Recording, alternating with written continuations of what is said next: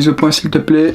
Salut à tous les copains, j'espère que vous allez bien. Aujourd'hui on se retrouve pour une toute nouvelle vidéo. Tu vas pas commencer toi? On va couper, parce que ici il commence à sonner tous les 10 secondes. Donc ouais, je disais les copains, aujourd'hui toute nouvelle vidéo sur la chaîne YouTube. J'espère que vous portez bien. En tout cas pour ma part aujourd'hui c'est le cas. On se retrouve parce qu'on va parler d'un cas précis aujourd'hui. On va pas parler de plusieurs météorites ou astéroïdes comme la dernière fois. On va parler d'une découverte, juste une découverte de taille on peut dire. Même limite, on pourrait limite dire une avancée dans les recherches sur les extraterrestres. Tout récemment, donc ça date du 1er août, une toute nouvelle planète a été découverte dans un système solaire voisin. Et ils ont trouvé donc du coup dans ces systèmes solaires là plusieurs planètes. Donc la toute première, donc celle qui a les températures les plus proches de celles de notre planète. Je vais vulgariser le sujet parce que je suis pas un professionnel moi-même, je comprends pas forcément tout. Si vous préférez, il y a plusieurs facteurs, plusieurs choses à prendre en compte pour que la vie puisse être développée sur une planète. À premier lieu, il faut avoir de l'eau. Je pense que vous le savez. Il faut avoir de l'eau à l'état liquide, j'ai pas précisé. De la lumière, que je pense que sans lumière rien ne peut se développer. Et du coup, ouais, comme je vous l'expliquais, ils ont trouvé du coup une planète qui réunit tous ces facteurs, qui est plus ou moins similaire à la Terre, des températures vers les moins 50 degrés. Donc il y a des astronomes qui ont découvert une planète potentiellement habitable, le satellite TESS de la NASA et du coup des scientifiques. 3 planètes dans un nouveau système solaire, dont celle qu'on va parler du coup aujourd'hui, la plus importante, vers les moins 50 degrés au minimum. Bon, c'est vrai que c'est encore un peu froid quoi, tu sors, t'as des grêlons au bout de ton nez, mais une incroyable découverte a été faite par une équipe internationale d'astronomes, ceux qui auraient trouvé un nouveau système solaire dans lequel figure une planète qui pourrait être habitable. Du coup, comme j'ai pu l'expliquer, ça date du coup du jeudi 1er août.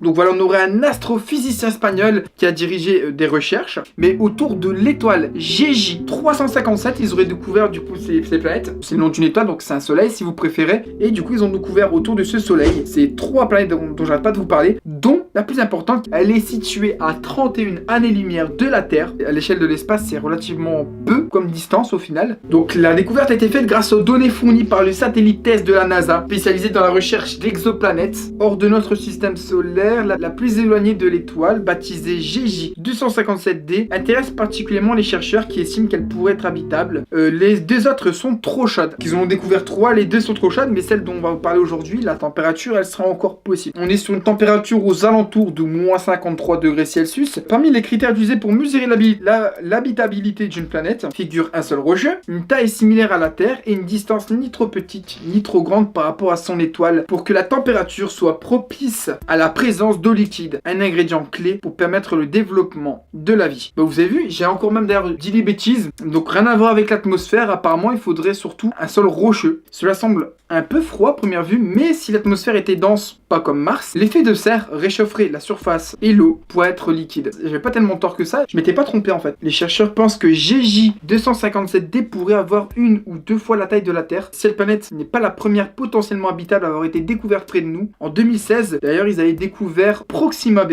et c'était à seulement 4 années-lumière de notre système. Le hic dans ces découvertes réside dans la méthode utilisée. Proxima b et GJ 257 ont été découvertes par la méthode des vitesses radiales, qui consiste à repérer l'oscillation provoquée sur une étoile par la gravité exercée par une planète en orbite. Et j'ai rien compris. Mais selon Raphaël Luc, cette méthode ne permet pas de confirmer si la planète est habitable. Pour cela, il faut utiliser la technique du transit, qui permet de mesurer sa taille, puis de calculer sa densité et sa composition, gazeuse ou pas. Et pour ça, il faut que la planète passe directement entre son étoile et l'observateur. Lors de la dernière vidéo, j'avais parlé qu'en fait, pour pouvoir observer au télescope certains trucs dans l'espace, il fallait qu'il y ait assez de lumière qui rentre dans les télescopes. C'est un peu la même chose pour pouvoir faire des calculs et calculer approximativement du coup la taille d'une planète ou d'une étoile. Et là, entre guillemets, c'est plus ou moins la même chose. Quand on regarde bien, ça fait penser un petit peu à la Terre. Hein. On a une vidéo officielle de la NASA. Ou alors c'est des illustrations, je sais pas.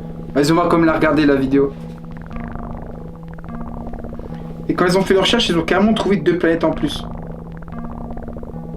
Donc là, ouais, c'est dans la zone habitable. Mais voilà, en tout cas, c'est une question qui reste à être soulevée encore pour l'instant. Certes, on a déjà découvert d'autres planètes comme ça, mais il y avait toujours un des critères qui rentrait pas forcément dans l'eau. Et là, il y a quasiment tout. Mais si on arrive à découvrir qu'il y a une atmosphère suffisante, on pourrait quand même trouver de l'eau liquide malgré ces températures-là.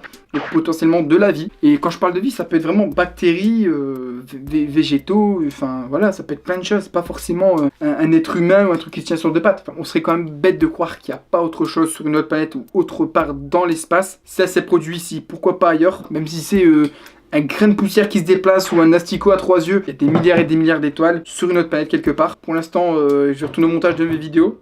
A très bientôt, j'espère qu'en tout cas celle-ci vous aura plu. Si vous avez kiffé cette vidéo, je vous rappelle de ne pas hésiter à mettre votre petit pouce bleu, à vous abonner si vous êtes nouveau. On se récapte très bientôt. Pour d'autres en tout cas, vous me faites savoir des idées dans les commentaires si vous souhaitez. Puis voilà, pareil, vous me laissez un petit merci pour la vidéo Raifid ou ce que vous voulez dans les commentaires. On se récapte bientôt pour d'autres vidéos. C'était votre tonton Tacos, c'était Raifid.